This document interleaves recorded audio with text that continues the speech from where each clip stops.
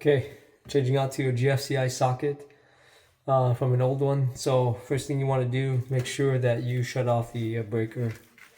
Went ahead and did that. Checked it. This basically says it's open hot. Okay, so you want to check it again. Use one of these pens, stick it in. Okay, all right. So after you remove this, you're gonna have to determine which one is a load and which one is a line wire, right? So when you look here, I know the light's a little difficult there. You see it? Line and load. So the line wire is the one that's always hot. Only way to tell that is you're gonna have to test it, right? You can either use a multimeter or you can use one of these. Okay, so put it here. You turn on the breaker. Do it at your own risk. Okay, there you go. That determines.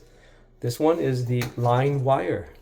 So on here, I know the light. There it is. Line will be it, and then the bottom will be load. So the line wire is the one that's always hot, and then the load wire is the one where it's connected to the light fixture because it feeds it. Okay, so after you determine that, you kind of know what orientation this should be. All right, so in this case, the ground is all the way in the bottom. So what we're going to do is you're going to flip it like this, see, and the line wire will have to be in the bottom. So we're just going to bring it down. All right. All right, now I'm going to pause this and I'm going to have to shut off the breaker. All right, went ahead, shut off the breaker. Always make sure. Okay.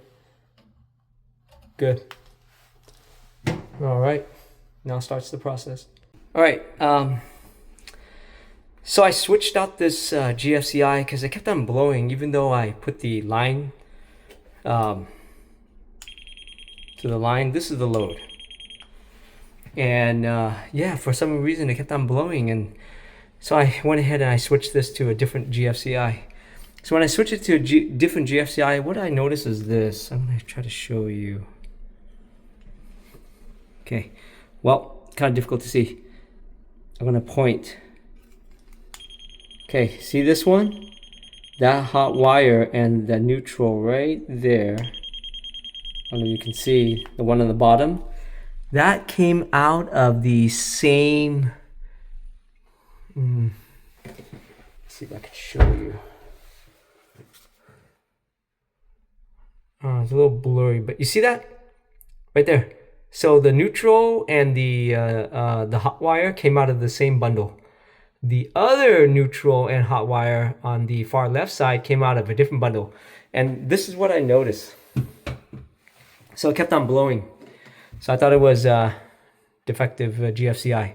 But what I realized is that the line wire was where it should be, but the neutral wire was actually from the other sheath, and it was mounted on the same one, the same line. So that's why it kept on blowing, right? Because it was feeding back up. Because anyways. You can understand what I'm saying. That neutral wire on the bottom here was actually up here, and then this one was actually down here. See, I had to switch it.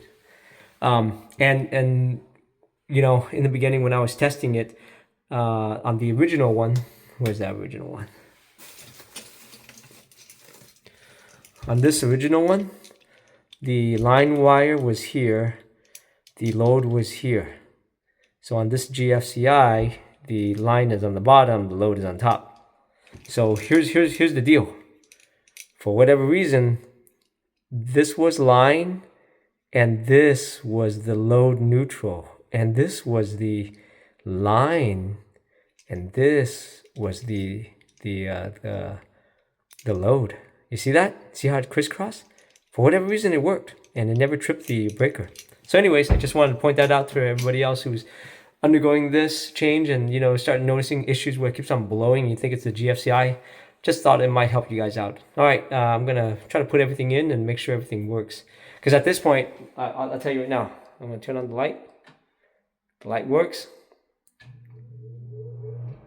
and the vent works also. So, all right, I'm gonna pause this and I'm gonna put everything back. Final installation. Everything works. See that? Cut off the power. Everything came back on. So it's able to actually cut off the load. So I mean the line. But yeah, it was the biggest thing that I learned was basically number one, find out which wire is the line wire, match it up. The line and the neutral has to be from the same sheath. Then the load will be the same, you know, and the load goes where it says load.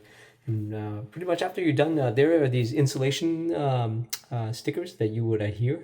Since this is a narrow box, I put that on there.